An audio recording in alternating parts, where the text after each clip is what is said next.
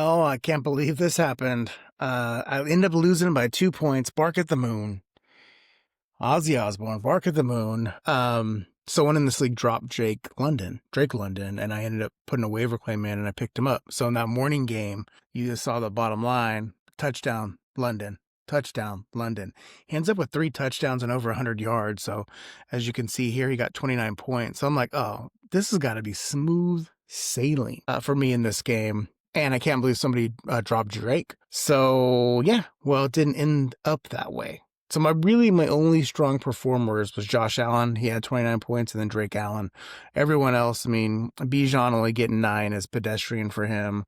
Javonte Williams had that fumble, and I'm going to tell you, I'm pretty sure if he wouldn't have fumbled, I would have won the game. So it probably would have kicked me up 1 more point for his rushing yards, but the fumble I think is -2. So I lost with that fumble. I think on our VC Playmakers podcast, I might have to give a wedgie to Javonte Williams. We'll see.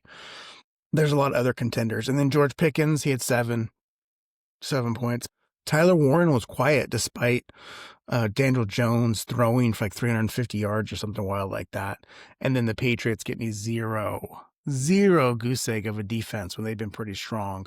And on the bench, I had Rico. So that's my mistake. I should have played Rico. I don't know why I didn't make that change when it was announced that Rico Dowdle would be the get more of the carries than Chuba.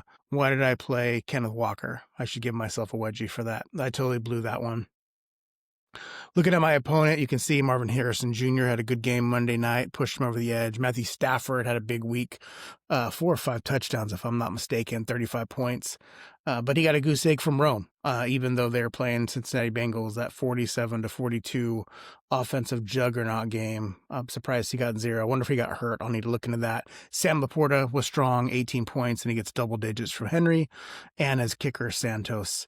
And then he had Daniels, 15 points on the bench, but Joe Flacco, 41. Wow, pretty wild.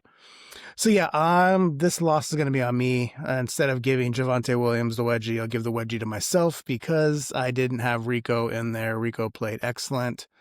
Let's just take a look at the home screen now. I was been hovering around Team 1 and Team 2, but you can see in the standings now, I dropped to Team 3 in my division, and I go from, so now I'm 5. I was 1-2, and with that loss, I was in second place last week, but now with that loss, I go to Team 5. So, 1 week can change a whole lot for you, but I've lost 2 in a row, and that's what's showing up here. Just look at the standings real quick. Overall, Ultra Girl's been holding strong in first place. She lost this week, so not separation with her, which is good. And then Kona Big Wave going strong, and then just one more. Kona Big Wave was the top scorer for this league. And as you can see, I'm the second scorer just on overall points so far. Just looking at my squad real quick. Don't know if I'm going to make, I got a couple buys, but I don't know if I'm going to make any changes. So right there, we'll go Rico's going to move in for Javonte Williams. And then at the second, I'm going to say Terry McLaurin will go in, or no, not Terry. Let's go Brian Thomas Jr. will go in for George Pickens. So that's filled out right there. In my flex, if Judkins is healthy, we'll put him back in there in the flex. So then Kenneth Walker, the third, will go to my bench. But we'll see. Patriots playing Tampa Bay. I might swap out the Patriots. That should be an offensive game with Tampa Bay, how they roll. And then I'm good with Eddie Pinero. He's been the savior for the 49ers kicking game, that is. But yeah, I'm going to scope out the waiver wire, see if there's any better options out there. But I'm pretty happy with the overall depth of my team. I just got to make sure I'm pulling the right strings so that we get a winning product out there. And then as we look at our upcoming matchup, I'm projected to get 116. They're projected to get 75. So at the moment, I'll take it. Hope that comes to fruition. Anyways, y'all, have a good week and good luck in week 10.